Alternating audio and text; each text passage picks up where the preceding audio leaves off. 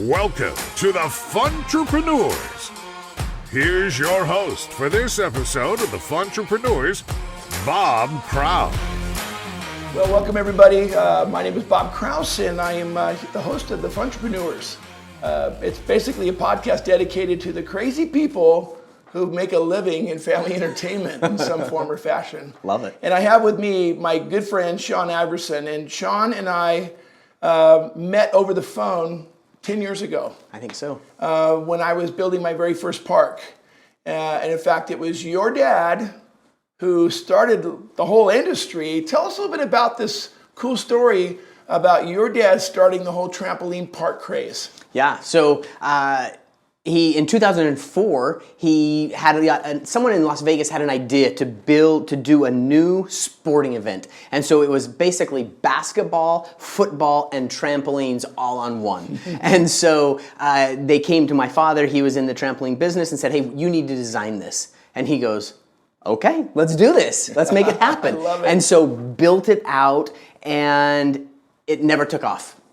I remember. I remember seeing they tried to make it happen. They did. And it got a little bit of publicity, but it never really went anywhere. Never went anywhere. And so then they had the place closed down, and some kids were walking by and were peeking through the window and said, hey, do you mind if I go and jump in there? I love it. And then they said, well, yeah, go and jump. So they went and jumped for free, nothing.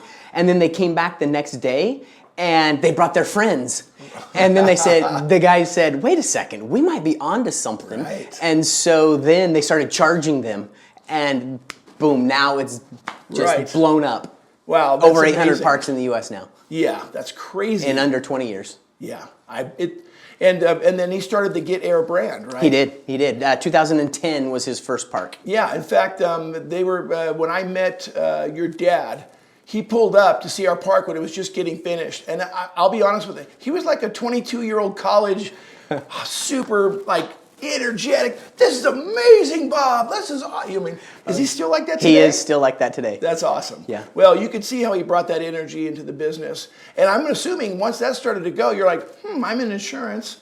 This is trampolines. Is that how you got into the insurance? In 2004 when he built it, he asked me to insure it.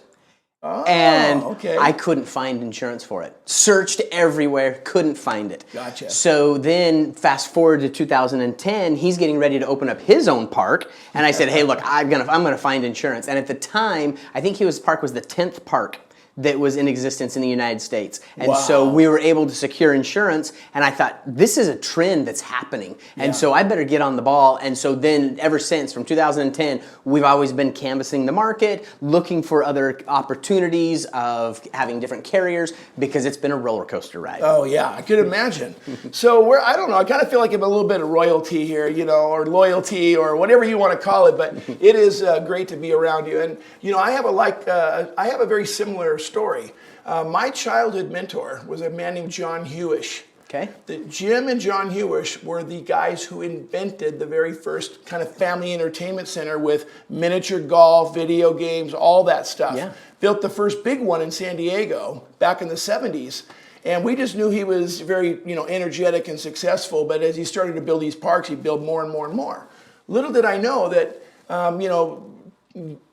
30, 40 years later, he and his brother won the IAATP Lifetime Achievement Award. Wow. And the only other two brothers to ever win it were Roy and Walt Disney. Oh, my word. I kid you not. So they're considered the godfathers of the industry. Yeah. So it's kind of It's a good mentor to have. Yeah, it is. It was great. And John's not with us anymore. God rest his soul. He's amazing, energetic, just like your dad, full of energy, nonstop. So, which brings me back to thinking about our childhood when we were kids. I had a favorite place I loved to go with my friends to go hang out and stay wet. It was at our public pool. We can talk about that later, but I would love to know what was a place you used to love to go with your buddies and hang out, some of your best childhood memories? Sure. Share that with us. So there was probably 3 or 4 of us that were really good friends, and we would go and play in fields and jump on trees and do all these things, and then we'd always come back to one of our friends' houses, and we would move. It was a 7x14 rectangular trampoline. And you got that from your dad? Yes. Okay. It was. It was He one had of my a dad's. manufacturing business, He right? was, yes. Okay. And so we moved it next to the wall, and it was a 2-story, no windows, and so we would jump, and so we'd see how high we could get up and touch it.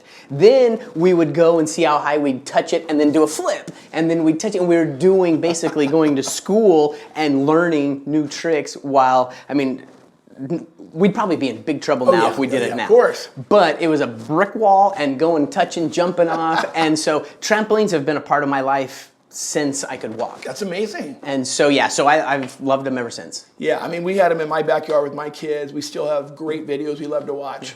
So, I have 2 at my house now. Do you really? Yeah. You can't get enough. Can't get enough. Yeah, well, good for you. The reason we're doing this podcast is in my years of the business, and I was the founding member and the creative guy who came up with the idea for Uptown Jungle. And kudos right here. Thank you, brother. Nice job. We love it. Open our 10th location, and it's really fun. We just opened one in Sandy, Utah. Yeah. So got to definitely take the kiddies there. But as I grew that business, eventually built the team to go manage it, and then I said, I want to continue to do this creative thing for other people, and that's what United Play became. And I find that it's neat because I work with people of all different backgrounds and different ideas, but there's a lot of them that really don't know much about the business, because I remember what it was like when getting started. Yeah, right? When I found out, oh yeah, we need insurance. Can I just call my car insurance? No, this is specialty type insurance, right? Very special. And that's how we got introduced to you guys. And I also had no idea how expensive it is. Yeah. Right? Because of the type of liability and potential liability. The exposure's there. Yeah, it's huge.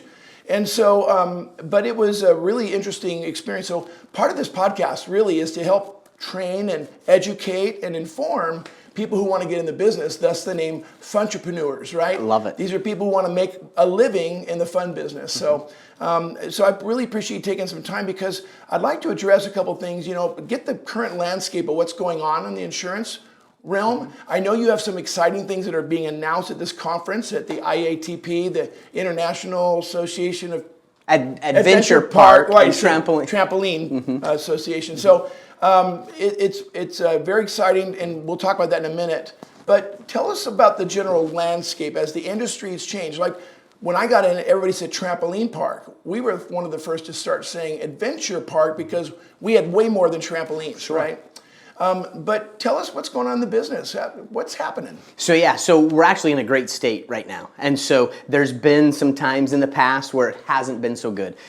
Insurance companies come and go, and right now it's actually pretty stable. There's a handful of carriers out there.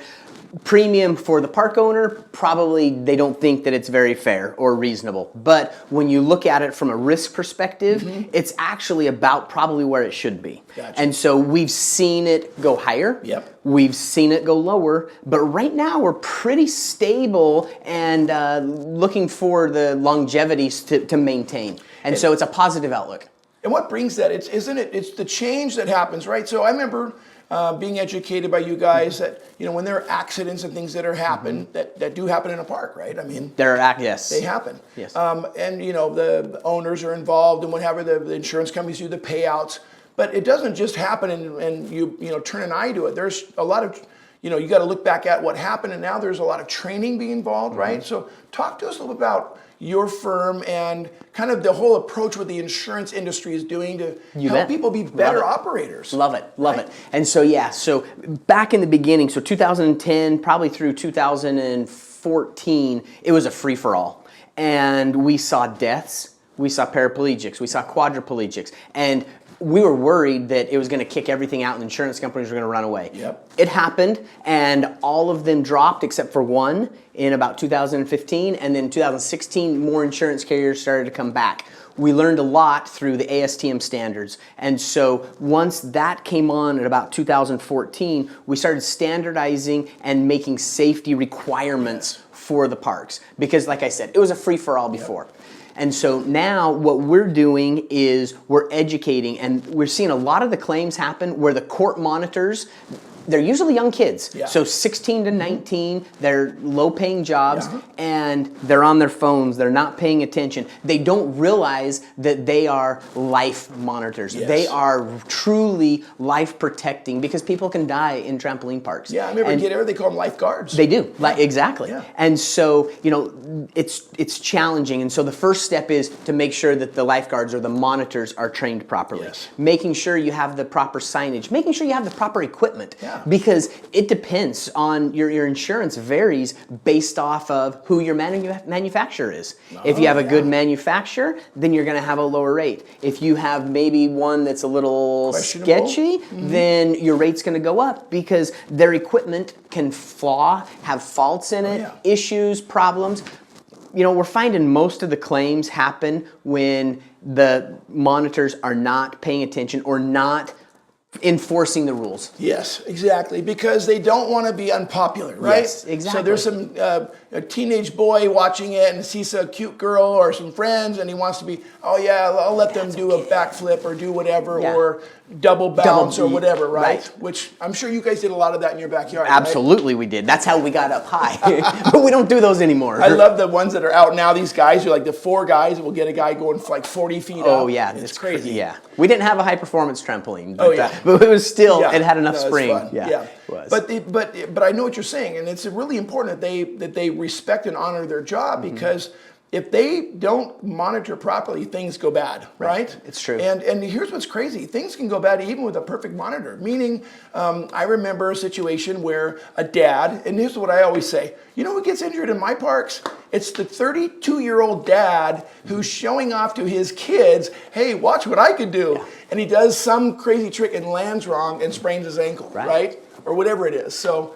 And that is true. That's where the major incidents happen. The kids, they'll break an arm or whatever, but the dads, the 30 to 40-year-olds, they're the ones that think they still have it. Yep. I mean, I think I still have it, right. but I don't. And so, we stopped doing crazy things. I remember doing a double gainer into the foam pit and came up a little short, and I could tweak my neck a little bit, and I said, I'm done. I can't do this anymore. Yeah, because you're going to pay for it later. It is. And that was when it was through the free-for-all. Now there's pretty strict requirements of, hey, no doubles, no this, no that. And so we're trying to educate. So going back to your question, we're educating everybody on what we should do and what we shouldn't do. Exactly. And proper risk management. And so we take each individual park, because everybody's park has different attractions. And so we want to look at it and say, okay, in this attraction, what are the rules? Right. In this attraction, what are the rules? And so we base it on the attraction, then we help them try to mitigate and try to lower the risk and the exposure. Which is super invaluable, right? I remember probably 8 years ago, there was a new video that had been produced, kind of had the little stick figures of all the things to do, and you would have it playing when people were in line, waiting to go in, and that was a good idea, because it helped educate people of the things you should and shouldn't do, right? And then the stick figure would crack in half, and don't do this, or you could end up, but they got the point done. It did. Another thing is in the industry, the importance of waivers, right? Super critical. In fact, that was one of our challenges early on, to find a point-of-sale company that he had a waiver incorporated. And at the very beginning, we couldn't find anybody that could do it. We had to have 2 separate systems. It was kind of a nightmare. Yeah. But that waiver is super important too, right? It's required. You don't want, you have to have a waiver. Yeah. And so there's some states that are waiver-friendly and other states that are more liberal and very plaintiff-friendly. But if you don't have a waiver, you're done. Yeah. And so most insurance carriers, if you don't have a waiver, they don't insure you. Right, and just for those that are watching for the first time, these waivers are very specific on, and they basically said you could die. Yes, right? I mean, absolutely. Get to the end of it. You're not going to get injured or paralyzed, but you could potentially die here, right? So they call it all out, so someone can't go, oh, I didn't know it would be this serious, right? Even though they still do. Even though, And there still are lawsuits. Even though they waive their rights, there's still unfortunate lawsuits, but that's why you have insurance. Exactly. Now, besides a waiver, another thing that's that I found to be very important is making sure that you have everything documented with cameras, right? Surveillance, if you want to call it. But really, it's about documenting the whole park so that we know what's going on. I'll give you an example. We had a older woman, probably in her early 60s. She, we didn't even know she was in the park, but like a week later, she claimed that she had fallen and broke her ankle coming down some of the stairs from our soft play area. So we pulled up the cameras, found out when she was there. Well, we found out that she snuck into the park. She came in to the exit door, waited for everybody to pass, came in because she didn't want to pay, and then hung out with her grand. She came in without a waiver or anything. And she did fall and twist her ankle. But guess what? She had no case because she had come in, and thank goodness we had it documented, right? And I can only imagine the number of cases you've heard how video saves everything, right? It does. Without video, there's no case. Right. And so it's good. You know, people think, oh, I'm going to save the clip where they were injured. Well, and to your point, was perfect that you saw her come in in an invalid entry. Exactly. And so that right there says, boom, we're done. She broke all the rules. Yeah, she broke all the rules. And so it's important to have them from enter to exit. Not just that one little clip. And here's what's interesting. It's not just the cameras on the attractions, which are critical, right? Because you want to make sure someone gets injured. But I'm also learning, and there's a term for, like, is it the dark corners or the dark spots? Yes. What do you refer to them as? The dark spots. The dark spots. And it's basically... Or the hidden spot. Hidden spots. It's like the spot kind of around the corner where there's still open space. It's not well lit, but something could happen there, right? And that could be something inappropriate with a kid, you know, misbehaving or whatever might happen, right? So you want to be able to cover everything, make sure, because... If you have to get another camera, get another camera. Yeah, exactly. And let's talk just briefly about that, because this can add up, but it's something people need to understand. There are ways to get plenty of cameras in a park, and it's best if it's high def, at least 720. Right, or 1080. 1080 would be better. Because you can zoom in and get closer, because sometimes the camera could be 20, 30, 50, 60 feet away. Absolutely, and they're going to be up high. Up high, but it has the right angle. You're like, oh, let's zoom in, right? So those older cameras, the analog ones, are crummy. They don't work at all. Replace them if you can. Yeah, so 1080i high def would be best. But then it's not just the cameras. It's the storage. It's the storage. And the storage is more expensive than the cameras. Yes, it is.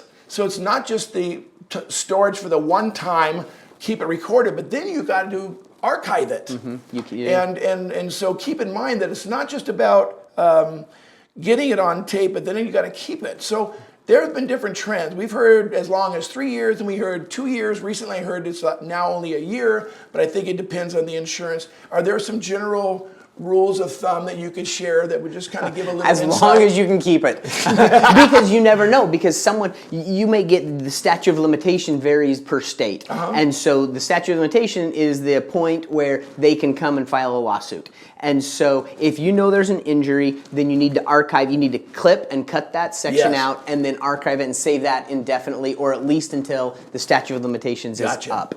And so, and it varies state by state. Some of them are 3 years, some of them are, I think the longest one is 6 years. Wow. But if they're a minor, the statute of limitation could start over when they get the age of majority. Oh my goodness. And so it's best to, if you know there's an injury, save it and store it. Gotcha. And so, but most of the time, just your general, all of your storage, we'd prefer a year. Wow. Okay. But it's tough to find that storage. It is, because even cloud storage is expensive. It is. But I highly recommend it, and do not take it for granted. Something else that happens with incidents and accidents that happen, right? So let's say we have, I remember very specifically, a dad jumping, and then his knee came up and hit a little girl in the face, and she had, you know, her face was bleeding a little bit and a little bruised up, and, you know, dad was very apologetic. And but I remember, you know, it was important that we documented the whole thing, right? So there are different apps for that now, and typically you got to include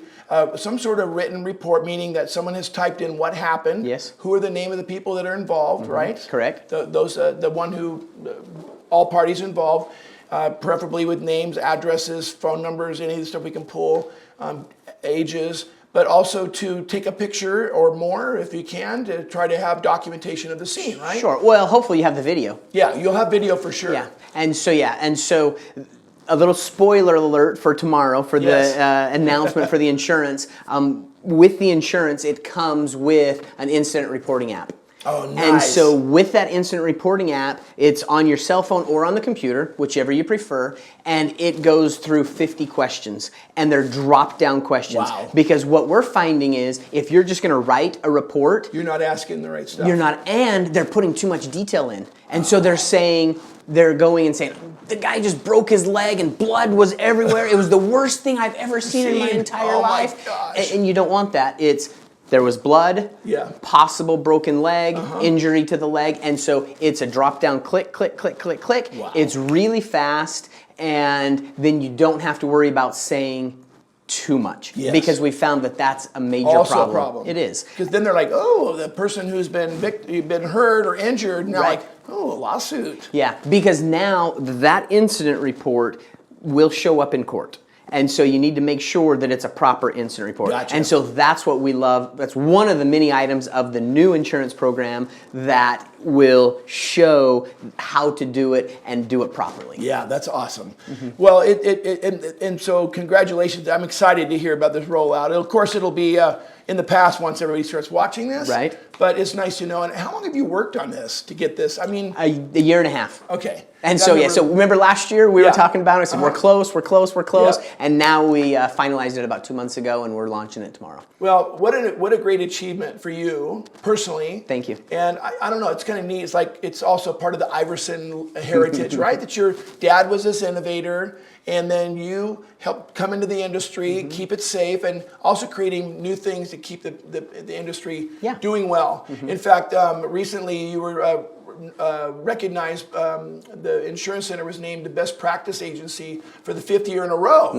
And tell us who that was given to you by and what that means. Okay, so yeah, it's huge. We feel very honored and privileged to have that award. And so Reagan Consulting has been around for about 30 to 35 years, and every year they take all the insurance agencies and they nominate so many. And so there's 40,000 insurance agencies nationwide. 2,800 of them received a nomination so they could apply for it. Wow. Then, so we said, yeah, we're going to apply. So we applied, and they gave it to 282. Wow. So out of the 40,000 in the United States, we're one of 282. Oh, that's amazing. And so they look at our entire portfolio. They look at how we treat our customers, our response time, our processes, compensation for team members, our loss ratios. I mean, it's a 25-hour application it takes us to put together to present, and we feel fortunate that we've received it 5 years in a row. Wow.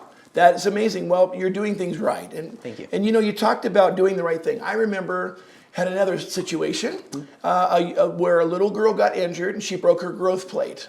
And the mom was in the military. She was a single mom. And I remember this is what the word we got back from the insurance agency. Well, it normally wouldn't be a big payout, but she's a young girl. Her mother's serving in the military, and we just feel we have to pay it out. We're going to pay a really good distribution or That's awesome. claim. Yeah.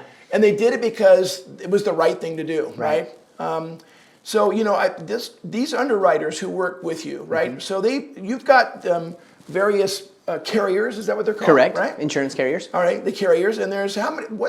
What's today's world look like in the way of overall carriers, just generally? So I think there's six out there for general liability. And then you have your work comp, your cyber, your EPLI, your property. So there's a lot of for that. But for general liability, there's about 6. So if I went to my Allstate guy who was doing my car insurance and go, dude, I could give you a great deal if you give me a good deal. Not going to do it. He's not going to find it, right? Yeah, you need to go to a specialist. Yeah. And so there's about 3 or 4 agencies out there that know what they're doing, that are in this industry and have been in it for a long time. Yeah. And so we're a founding member. We've been in it forever, and we want you to come to us, of course. But if you're not with us, then we want you to go with somebody else that understands it.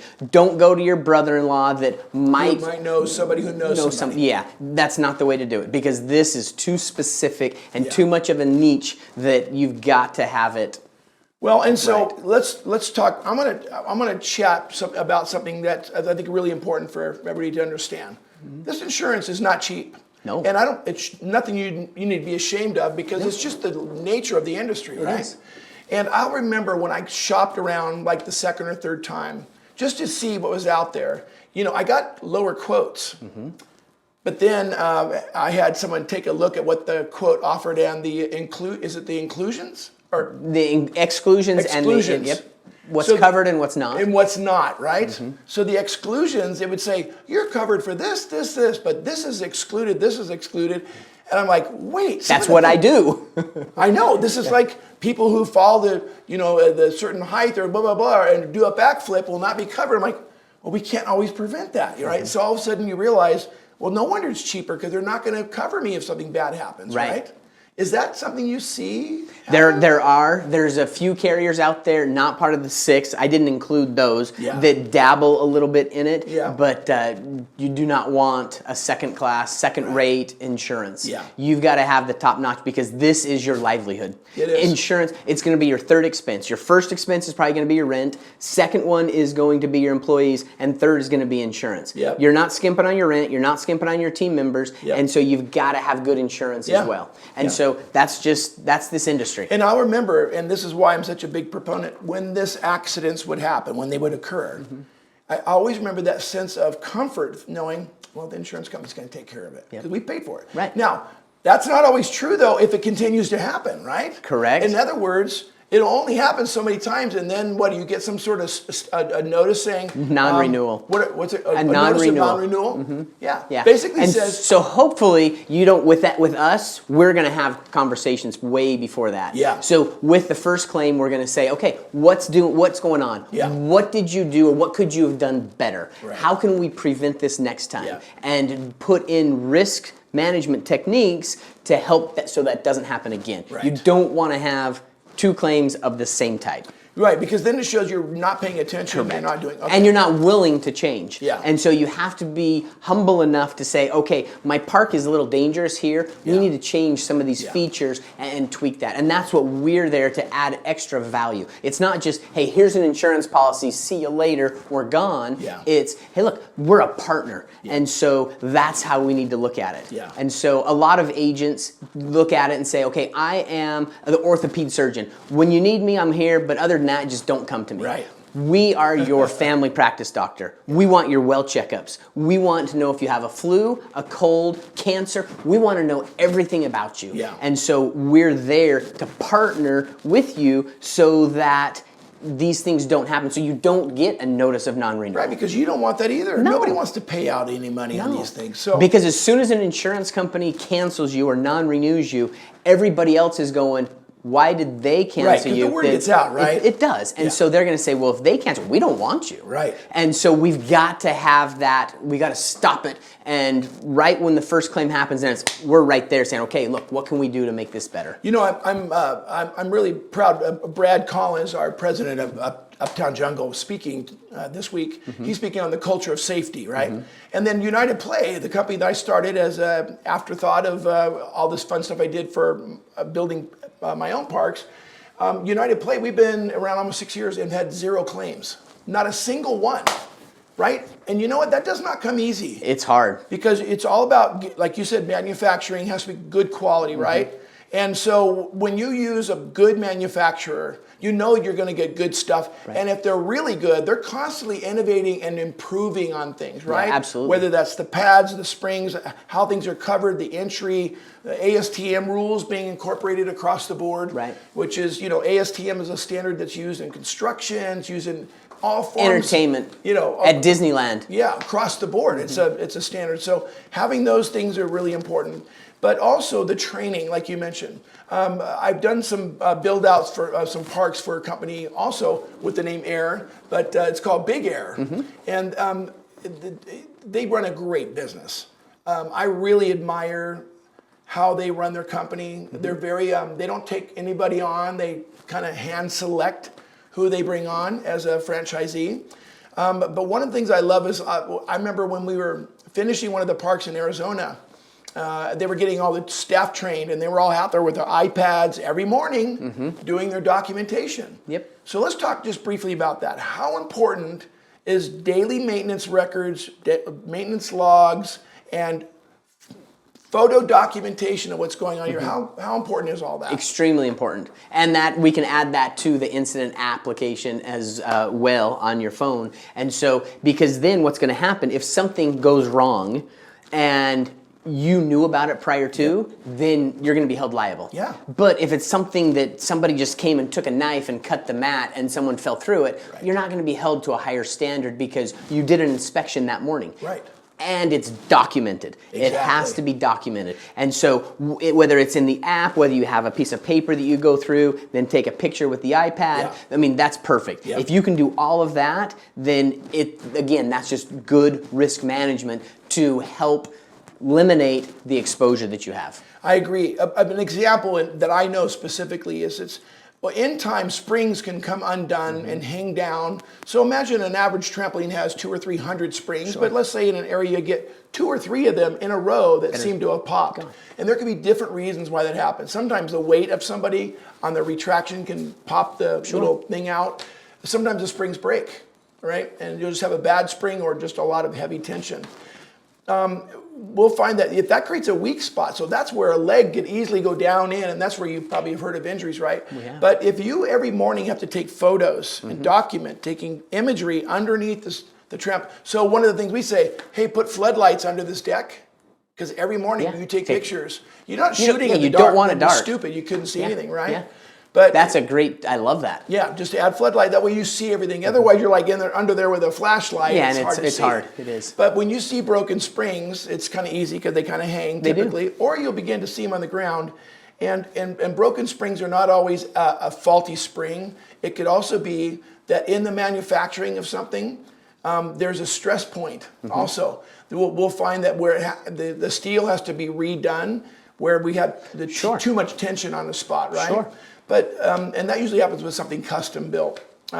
But I think the key is also regular maintenance. Yeah, the netting and everything else, right? It is. Everything plays in. Because the mat, you can start seeing the wear and tear of the mat. You can see the wear and tear of the pads. And so you have to replace it. It's not an unlimited lifespan. Right. I mean, these trampoline parks take a beating. Right. And so you have to maintain and you have to look at it and inspect it on a regular basis. Right. So just remember that when you have your park going, just keep everything maintained. I mean, netting is another one, right? If you don't have the proper netting, there's a product in our industry called no-hold netting, right? Which is so fine that thin little fingers. Yeah, even a child's finger can't go through it. Yep. I mean, nothing can go through That's it. what we want. And that has to be in the high traffic areas where there's any inertia or momentum. A child can't jump up and catch a finger. Right, because it'll break it. Yeah. Or cut it off. Yeah. We've had that. Have you really? On the basketball. Oh, gnarly. Where the finger just was gone. Oh! Yeah, we've seen a lot over 13 years. We've unfortunately seen. I didn't mean to laugh. Most I'm just things. thinking, how much did someone get for a lost finger? Yeah, they did they got some money on that one. Oh, they got some money on scary. that one. Well, I think most important is realizing that we're in a business of fun, but there is liability. There is. We have to be very careful. And at the end of the day, I just keep saying this over and over. It's all up to the owners. How serious are they about not losing their business? Right? The owners and the general managers. Yeah. So if the owners are non-existent, and so because a lot of times they have, whether it's a franchise or the general manager has a lot to say in it as well. But the owner, it starts from the top down. Right. Yep. The owner has to have a safety culture, like what Uptown Jungle does. I mean, so you have that culture, then it trends down to the lowest person. Yes, it does. And so it can never stop. That training never goes away. It never okay, well, we got everybody trained this month. We don't need to talk about it anymore. It should be constantly. Every month you should have some form of new training. Yeah. And even if it's not new training, there should be at least a new something that has repetition. Even daily huddles, though. You can have your AM and PM huddles. Correct. Which, in theory, we try to say, at the beginning of a shift, everybody gets together, and there's a few things to remind us. Hey, we're selling gift cards. Don't forget this. And don't forget, we're really reinforcing the safety at the dodgeball court, or use the whistles. So you have to use whistles, that kind of stuff. Right. So, love it. Yeah. When I built my first park, I literally quit my other job and I ran it for a whole year because I'm like, I'm going to get into this, and it was good and bad, right? It was hard, a lot of long hours. 75 hours a week. Yeah, it's long and hard. But we used whistles constantly, but only for communication when necessary. In other words, it was not to be annoying, but if someone's out of line, right? I find them to be impeccably. I find them to be amazingly effective. Because everybody knows what a whistle does. It usually means, hold on, if you're on a sports field, even the coaches use them, right? But if you're on the dodgeball court and you're, and I love it when you're calling the kids out with the whistle. It seems like this is just me personally, it seems like a lot of the companies that I've seen, they don't use them very often because I think what happens, they succumb to the fact that some kids don't like to use them. But if you don't have a whistle, they don't want to yell. Right. They don't want to say, hey, come down off the thing, or hey, slow down. To me, the whistle is the perfect way, over here, And so we were finding with the whistle that some people were very timid and you can't do that. It is with authority. It's blow the whistle, let everybody know, and then you have to point at because the video surveillance doesn't take audio. And so you've got to tell them, you're going this, knock it off. Yes. And so and then in the video, then that is your evidence in court, because not only did you blow the whistle, but you said no more of that, and you're out. And so then you have to abide by that. Right. And so, but make sure that it's based off of the video, so the video can see your actions. Because we're seeing people are blowing the whistle, they don't know who it's for. And so, but with the video, boom, stop. Next time you're out. One more chance. This is your second chance. The third time you're gone. Okay, so I'm not on an island thinking that this is a great idea, right? The whistle.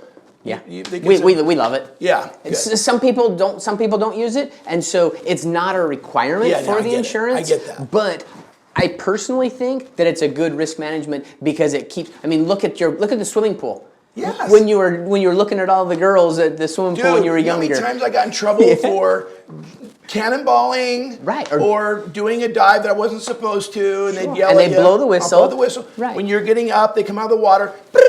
Hey, you take a 5-minute break, right? You always knew, right? Yeah. Or the one thing is, if it's a major incident, then it's 3 whistles. Boom, boom, boom. Exactly. And then everybody knows to shut the park down. Hey, look, we got a serious something happened. Yeah.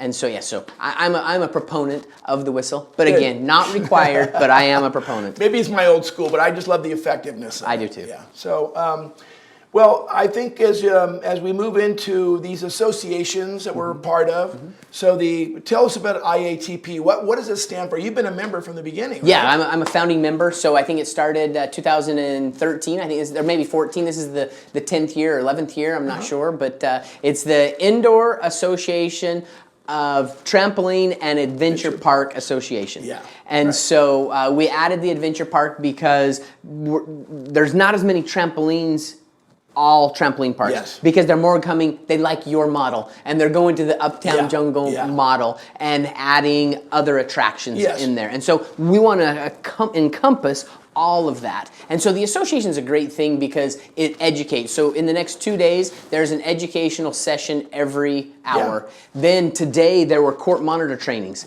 And so those people that are court inspectors. And so to be an official court inspector, depending upon the state that you're in, you have to have an official inspection done once a year. Wow. And so that's required by the state. And there's a handful of them that require that. And so therefore they put on this inspection training. But it's good to be educated and up to speed on the new trends and knowing what's good and what's bad. Absolutely. And so that's what the association's about. The association's also about lobbying and taking care of making sure that we're getting the right laws on the books. Good. We want laws on the books. Yes, we do. And so, at first everyone's thinking, no, don't put any laws on. Well, no, we want laws to keep the bad parks out. Yep. We want the safe parks in, because if the bad parks are in, it makes all of us look bad. Exactly, and that was happening. We started to see something in California. Remember, there was going to be an act in like Congress or whatever, or the House, and they were going to try to ban it completely. They were. So and then the IAATP stepped in and helped out and say, look, this is a good thing, and they are safe,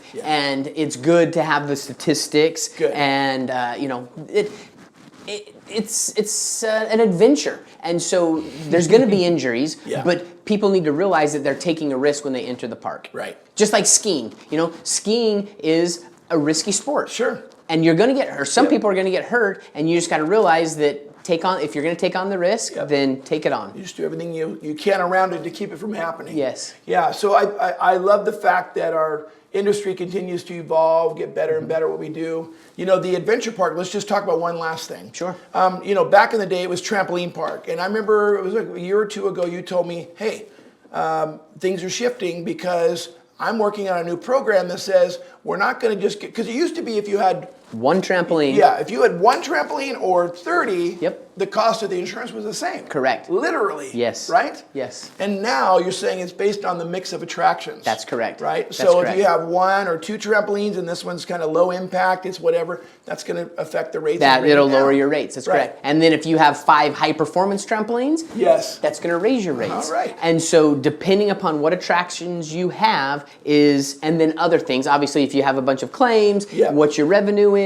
I mean, so now we're taking the big picture Right. and looking at everybody and targeting the insurance specific to your needs, to your park and to your park. Right. I love and that. everybody's park is different. Yep. And so then we take it and then we come up with insurance, but then we come up with risk management ideas and say, okay, if you do this next year, your rate can be a little lower. Gotcha. And so we kind of tweak it and massage it so that we're explaining that we want to be Lower? we want to Think be a about that. partner. Every time I hear it's like another 8% this year. So that's nice to know, because what you're basically incentivizing, hey, if you show safe practices, Right. we'll have some incentive, right? And that's what we want. We want to have that long partnership. It's not just, if you're looking for a transaction, we're not the people. So it's not like one and done and be gone. Yeah. You're going to be with us. Yeah. Then you're going to be with us. Gotcha. And so we're in it. We're partnering with you to get your park safe and to keep it safe and to have as few claims as possible. Gotcha.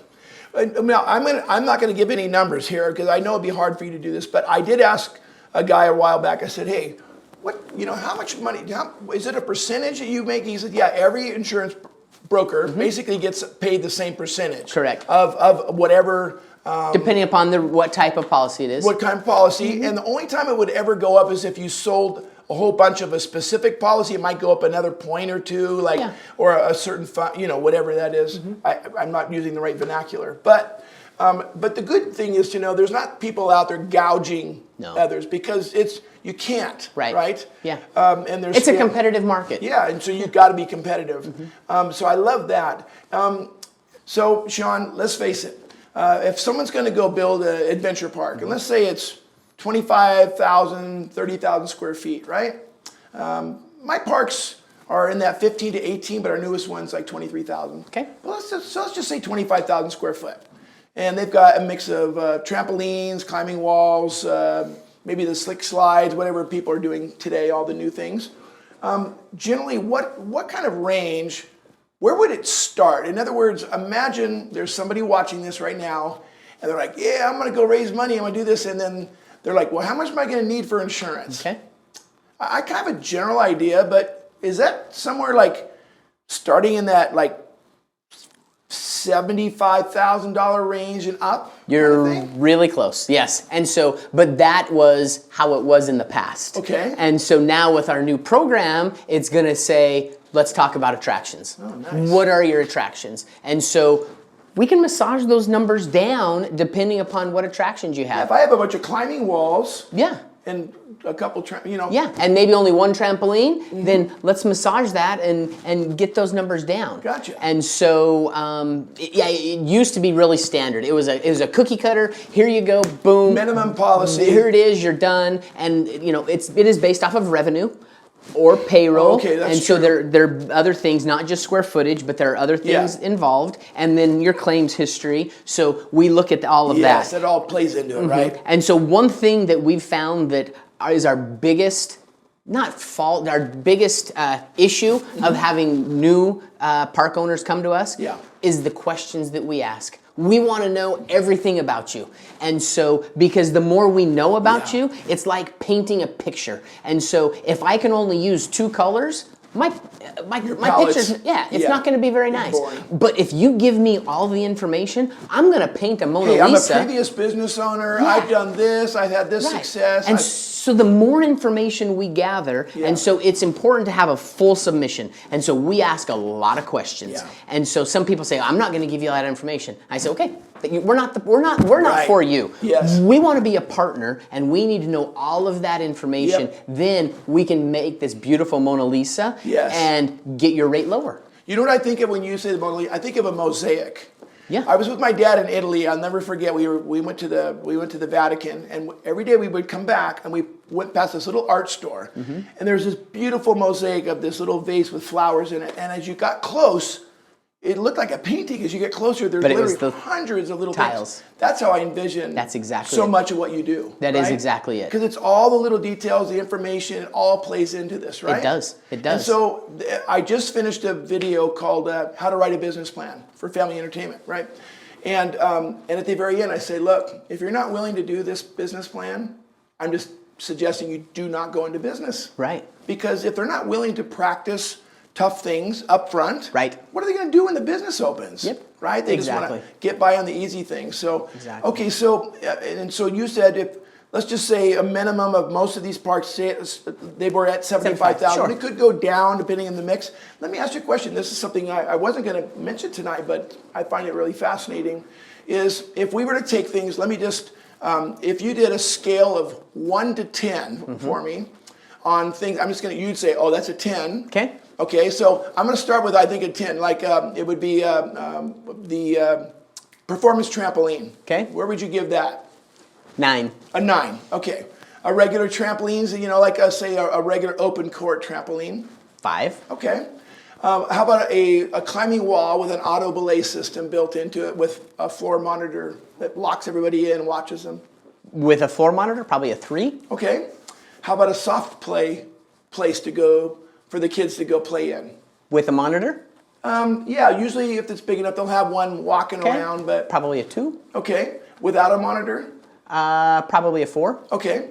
And the reason I'm asking, it's not so much the liability, it's also the cost, maybe. Sure. How about inflatables? Depending upon the inflatables. Yes. And so because there are some where you get a bunch of people and they're bouncing all together and they're hitting They heads. shouldn't be in there together. And so those are going to be 8 and 9s. Okay. If it's inflatables like slides, not too much. Okay. Lower, 3. Okay. Let's see. How about a high ropes course? Depending upon who the manufacturer is, what kind of safety equipment is on there, if there's a monitor, a trained monitor, Yes. and so there's a lot of things. So let's assume it's a good manufacturer with multiple, like someone, of course, putting the stuff on, someone at the top, and maybe somebody else in the middle keeping it moving. Yeah, probably a 6. Okay. But it could go up. It could go up. That's interesting. So high ropes have liability. They have a higher liability, sure. Okay. Let's see. What about zip lines? Okay, again, Indoor zip line. depending upon the height, depending upon what the landing area is, depending upon the length, there's a lot of variables in that. Gotcha. And so we've seen zip lines that are only 10 feet long with an airbag underneath it. I mean, they're probably a 2. Yeah. We've seen zip lines that are 250 feet, Yep. that are 20 feet up Yes, in the air. and They're going to be a 10. Yeah. And so it's tough to say when you gotcha. just say one thing. Okay, gotcha. How about like a smaller little children's warrior course? That's something simple, little swinging balls and cargo nets, things like that. And so those aren't too bad as long as what is underneath them. Is safe. And so, we look at what's underneath Yeah, it. so airbag, or it can be also ASTM has standards for foam and all that, right? Correct, yeah. So, and let's think, so what about more like an aggressive warrior course, like something you might see, it's On funny. wipeouts? Well, no, or they have American Ninja Warrior. Right. I actually had a friend who built this amazingly huge, like $6 million facility in Atlanta.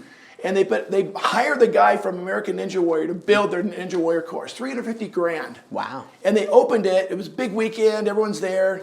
And after about a month, they realized, we completely nobody could do the Ninja Warrior course. It was way too hard. Yeah. So they had to deconstruct it and repurpose the whole thing, right? That's too bad. And I'm a big proponent. I've actually been hired to come in and take people's existing, because someone's over-engineered it, overthought it, Sure. it's too hard, and I dumb everything down, and it just turns into a And they love major it. attraction, Yeah. and it's super safe. Right. Everything's super safe. So warrior courses, I guess it depends Again, on it varies complexity, depending right? upon what the attractions are, because a Ninja Warrior course could have 50 different items in it. Right. And so it just depends on the course. Gotcha. And I know there's things like slick slides that are popular now.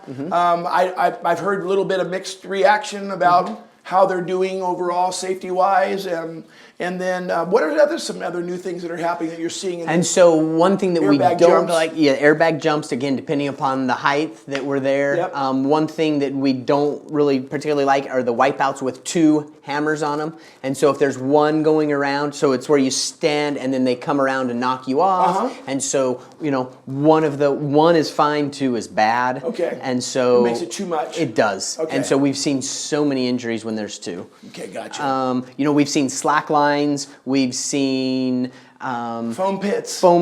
Those That's going out, right? Or they are going people away. love it, though. They love it, and those are 9s and 10s, and that's where we're seeing the paraplegics, the quadriplegics. I remember. That's where That's where you heard it. I stopped doing them. Yeah, and so we love that. Yeah. From a risk management When they went to standpoint, airbags, that definitely helps. it right? does, but it's still it's as long as you don't do more than one flip. Yeah. Multiple rotations is stop.